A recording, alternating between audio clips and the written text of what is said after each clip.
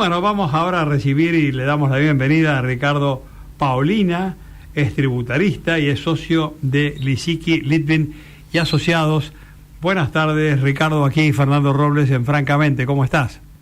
Bien, ¿qué tal, Fernando? Un gusto saludarte. No, el gusto es para nosotros tenerte aquí en Francamente. Y bueno, quería que nos hagas, por favor, en función del expertise que ustedes tienen en materia tributaria, un resumen del tema blanqueo, por favor. Ok, bueno, seguramente sabrán, la mayoría por lo menos están al tanto de quienes se han adherido a este régimen, que el pasado 8 de noviembre, el viernes de la semana pasada, finalizó la primera etapa, ¿no?, del blanqueo.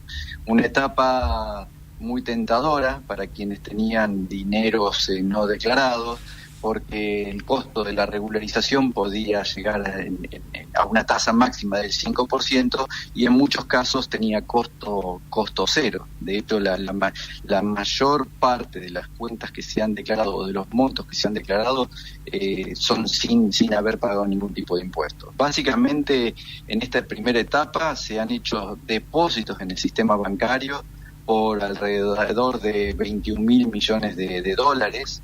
Y para tener en cuenta la magnitud de esto, el efectivo que se declaró en el blanqueo anterior de Macri, que fueron 120.000 millones en total de todos los bienes, el efectivo fue de 9.500 millones. Acá se recaudó en efectivo 21.000, lo cual muestra claramente que había un interés por parte de las personas y la gente, digamos, de hacer blanquear estos dineros, porque no tenía costo el blanqueo de cifras de hasta $100.000, para poder volcarlo en alguna actividad económica o hacer alguna compra que no podía hacer porque no tenía justificado el dinero. Así que esto fue alentador para la economía, ¿no? Y Ricardo, para no tener ningún costo, ¿cuáles eran los requisitos? Bueno, lo primero que hay que tener en cuenta es que en esta etapa se podía regularizar el dinero en efectivo, o sea, el dinero que la gente tenía en el colchón. Ya después, a partir desde el viernes pasado, ya no se puede regularizar el efectivo. Para eso se exigía que el dinero sea depositado en una cuenta especial de regularización, en una cuenta bancaria que podía ser en un banco o en una LIC. Hasta $100.000 no se pagaba ningún tipo de impuesto. Y si superaba el depósito los $100.000, tenía la opción también de no pagar ningún tipo de impuesto. ¿Por qué? Porque si el dinero lo deja en esa cuenta bancaria hasta el 31 de diciembre del 25, el costo es cero. Uh-huh. O la alternativa era destinarlo a la compra de un inmueble, de algún proyecto en construcción que esté registrado ante la Administración Fiscal en un régimen de registro de inmuebles que se llamaba REPI.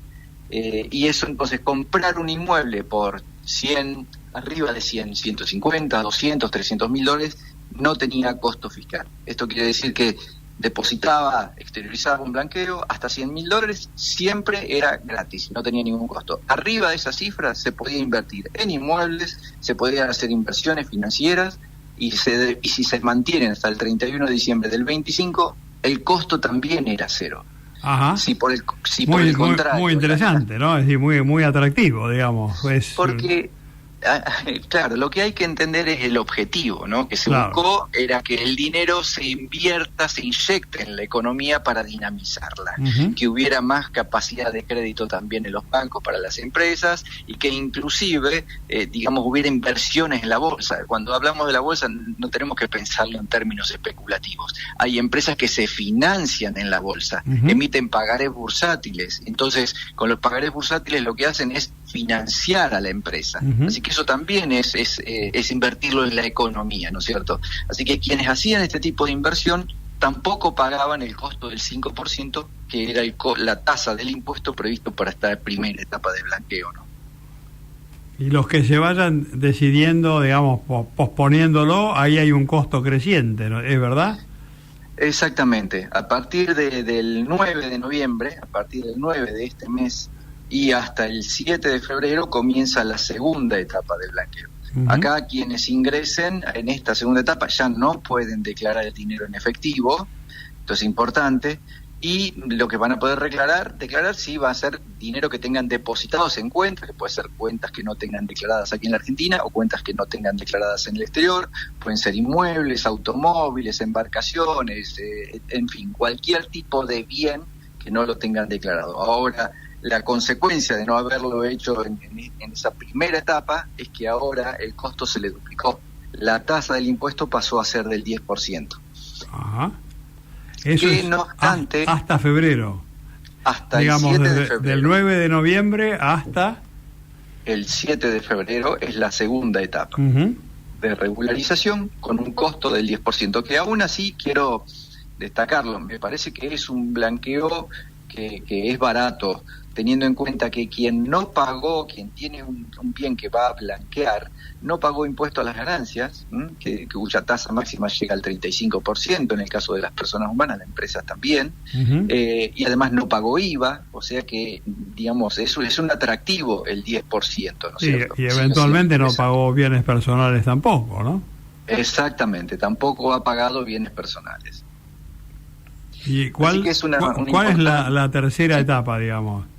La tercera etapa es la última que está prevista, que arranca el 8 de febrero hasta el 7 de mayo. Esa última etapa, el costo del blanqueo, la tasa ya es la tasa máxima, que asciende al 15%. Creo que hasta estos momentos el blanqueo ha tenido una recaudación bastante importante, son casi 22.500 millones de dólares que se declararon. No, tenemos que distinguir recaudación de declaración. Se declararon 22.500 millones de dólares, la recaudación de la AFIP por esto fueron 330 millones de dólares aproximadamente, y creo que es interesante, digamos, estas cifras que se están volcando, porque básicamente esto es todo economía doméstica, ¿no es cierto? Claro, esto es plata de colchón, o que yo la tenía pero nunca la había declarado, ¿no? Exactamente, así es. Y como bien señalabas vos, bueno, a esta, digamos, resurgir del crédito, que en definitiva es que resurja el protagonismo del sistema financiero donde nunca debió dejarlo, ¿no? Es decir, que tome plata de un ahorrista y la preste a quien la viene a buscar, porque bueno, estaba acostumbrado a prestársela a un gordo fofo que no tenía, digamos, ninguna capacidad atlética, que era el Estado, ¿no? Ajá, que era el Estado, exactamente. Sí, hay varios componentes acá. Primero hay un componente que tiene que ver con la confianza. Nadie depositaba dólares en el sistema bancario argentino porque las experiencias que existen son nefastas en el país de expropiación de los fondos, ¿no es cierto? Y la falta de seguridad jurídica. Entonces eso provoca obviamente un efecto sobre la economía. Si nadie deposita sus fondos en el sistema bancario argentino por desconfianza, entonces el sistema bancario argentino no tiene fondos para prestar a las empresas y las empresas no tienen financiamiento para seguir creciendo, desarrollándose, tomando gente. Es todo un círculo vicioso, y esto hacía también que, digamos, el Estado emitiendo moneda, siendo totalmente deficitario, lo que hacía era absorber todos los pesos que podía para sostener ese déficit, con lo cual recurría al sistema bancario, los bancos a través de los distintos bonos emitidos por el Estado Nacional los financiaba, y esa era la política, digamos, fácil para el banco, porque es muy diferente prestarle al Estado que estar prestándole a cada persona de manera individual, analizar el riesgo de cada una persona, los montos que se le presta al Estado es distinto al monto que se presta de manera individual, con lo cual era un tema de volumen claramente. Pero bueno, la economía está dando un cambio sustancial. El Estado está dejando de financiarse, está dejando de tener déficit, lo cual hace que el sistema financiero requiera de otras fuentes de recursos para seguir trabajando y desarrollando el sistema financiero, lo cual hace que tenga que haber más capacidad de prestar dinero a las actividades económicas desarrolladas por empresas, por individuos, al sistema hipotecario, etcétera, ¿no? Sí, en definitiva, volver a ser bancos, ¿no? Exactamente, sí, volver a los orígenes. No un kiosco al que, digamos, acude el Estado emisor y defolteador y deficitario, ¿no? Porque en definitiva ahí caímos, ¿no? Ahora, vos fijate lo siguiente, Ricardo, se se habla de entre 15 a 20 mil millones de dólares para salir del cepo, ¿no? Con el cual, digamos, la Argentina podría salir aparentemente, según comenta el ministro de Economía, con cierta tranquilidad como corresponde del cepo, y estamos a veces evaluando que hay cerca de 250 mil millones de dólares en manos de los ahorristas fuera del sistema, ¿no? Esto tiene íntima vinculación que ver con lo que vos señalabas de la confianza, ¿no? Exactamente, esto no es nada más ni nada menos que expropiar, no tener reglas claras, que no exista seguridad jurídica. Entonces, cuando no existen estas reglas, no se respetan estas reglas, los capitales no se quedan, se van. Los capitales son volátiles y además les gustan que los traten bien, que les hagan un mimo, y entonces se van a jurisdicciones donde efectivamente los tratan bien y les respetan el derecho de propiedad. Uh-huh. Entonces, por eso mismo, si Argentina hubiera sido un país que hubiera respetado estas reglas, ese dinero no tengo dudas que estaría en el sistema bancario argentino. Pero bueno, rotan las reglas, entonces se crea un círculo vicioso, porque se echa la culpa a quien tiene el dinero afuera, se lo acusa de evasor, y yo creo que siempre hay que mirarse el ombligo primero, ¿no es cierto? No, seguro, y esto de que el más libre de pecado tire la primera piedra, ¿no? Pero además, esto que vos decís es incontrastable, es decir, acá no fue una sola vez que, digamos, se los perjudicó al ahorrista, ¿no? Es decir, la última fue en el 2001. Antes estuvo, el plan Bonex, que le hizo hacer caballo a Herman González antes de asumir, así él asumía más tranquilo, pero en definitiva, es un poco lo que dice hoy el presidente Milei, ¿no? Que los logros de la economía hoy, en lo que a la macro se refiere, no fueron a costa de depósitos de la gente, ni haber incautado, ni haberse hecho, ni haber perjudicado la propiedad privada, lo cual es absolutamente cierto, ¿no? Sí, tal cual es así. Yo creo que uno de los aspectos que también va a tener que trabajar el gobierno a futuro es sobre la carga fiscal existente, porque no podemos dejar de hacer una reflexión. Los capitales, los fondos se van cuando la presión tributaria aumenta. Claro. Cuando a mí me ponen impuestos por todas las actividades, los impuestos son cada vez más altos y me van aumentando la presión tributaria y los rendimientos cada vez son menores, entonces uno deja de invertir y los capitales se van por eso. Entonces, cuando uno crear un Estado gigantesco como que se ha creado no es gratis. Las consecuencias son la emisión y la fuga de capitales. Esto es claro. Por lo tanto, es un tema que la presión tributaria tenemos que pensar previamente el Estado que queremos, el tipo de servicios que queremos que preste el Estado y la magnitud del Estado que se necesita para eso, y en función de eso definir el sistema tributario que tenemos que tener, ¿no? Sí, y además todo pierde sentido, ¿no? Empezando por el Banco Central, porque el Banco Central es el prestador de última instancia en un país, y acá estábamos al revés. El prestador de última instancia del país le pedía plata a los privados, ¿no?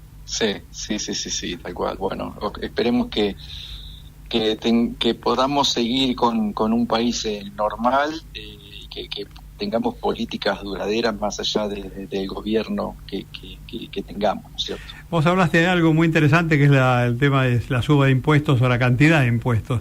Si vos, ahora viene esta etapa que paralelamente con la levantada del cepo, ahí deberían algunos impuestos o bajar tasas o directamente desaparecer, pero por supuesto hay que tener un equilibrio fiscal, ¿no? ¿Por qué impuesto empezarías? ¿A bajarle la tasa o apuntarías? Bueno, yo creo que hay una lista muy grande aquí en la Argentina, pero sin manejemos dudas, 1, 2 o 3, digamos. Sí, eso estamos haciendo un ejercicio hipotético, ¿no? Sí, tal cual. O sea, creo que lo que uno tiene que empezar es por el sistema de retenciones a las exportaciones que hay. Esto no existe en el mundo, son muy pocos países y son países marginales respecto de la economía mundial que tienen este sistema. Uh-huh. El cepo es el segundo aspecto y el otro es una gran deuda una gran deuda que tienen todos los gobernadores y diputados y senadores con el país, que es la reforma del régimen de coparticipación federal y eliminar impuestos distorsivos como es el impuesto sobre los ingresos brutos, que es un impuesto piramidal y que lo está soportando la persona que va y compra la leche en la despensa y está pagando ingresos brutos que están metidos dentro del costo desde que sale la leche desde el tambo hasta que se agregan las distintas etapas de producción, como puede ser el transporte, el proceso de fabricación, o sea, ya todo va teniendo ingresos brutos y todo se va acumulando impuestos sobre impuestos.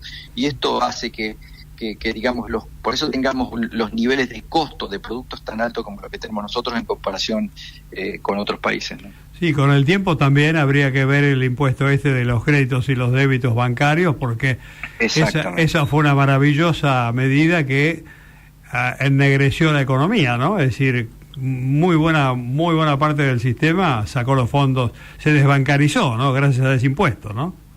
Es que es un despropósito, digamos, estas medidas, pensemos que ese impuesto se creó por un año y yo creo que ya es mayor de edad, fue en el 2001, así que ya tiene 25 años, superó ampliamente la mayoría de edad, y fue creado por emergencia y lo seguimos teniendo. Y obviamente cuando tenemos impuestos a cualquier depósito que se hace en un banco, independientemente de que tengamos utilidad o no tengamos utilidad, por supuesto que todo esto encarece enormemente el precio de los productos, porque el sistema tributario es distorsivo. Sí, sí. Y bueno, la última, Ricardo, ¿saben ustedes algo respecto, qué saben, respecto de este intercambio a nivel datos tributarios sobre personas y empresas, este intercambio que ha empezado a ver, que ya está en marcha entre los Estados Unidos y Argentina? ¿Hay algún progreso en esto? Sí hay progresos. La información que nosotros tenemos es que se ha recibido una fuente, digamos, importante de información respecto de cuentas que tienen personas residentes argentinas en los Estados Unidos. Según lo que nos han comentado es que se está trabajando sobre el análisis y sobre cuantificar en cada caso y determinar en cada caso quiénes lo tienen declarado, quiénes no lo tienen declarado, qué es lo que se tiene declarado, y todo indica que esto, digamos, en breve posiblemente haya una inducción a los contribuyentes para que declaren estas cuentas que por ahí, viniendo de Estados Unidos, en muchos casos se pensó que esa información no iba a llegar. Lo cierto es que la información que tenemos es que ha llegado esa información de parte del Departamento del Tesoro de Estados Unidos. Con lo cual también podría incentivar a algunos a entrar aún con el costo en el blanqueo todavía, ¿no? Sí, tienen abierta esta etapa, como comenté, que se cierra próximamente el 7 de febrero, y creo que hay que hacer un análisis a conciencia de las personas que tienen una cuenta a nombre personal en alguna institución financiera de los Estados Unidos y hayan percibido $10 de intereses en todo el año, porque esas son las cuentas que van a ser reportadas, han sido ya reportadas, con lo cual creo que amerita hacer un análisis, porque después las consecuencias son muy delicadas, ¿no es cierto? Sí, claro. Bueno, Ricardo, muchísimas gracias por estos minutos, muy buena la charla. Te agradecemos mucho esta participación aquí en Francamente, así que seguimos en permanente contacto. Un gran abrazo. Un abrazo para vos, Fernando, muchísimas gracias.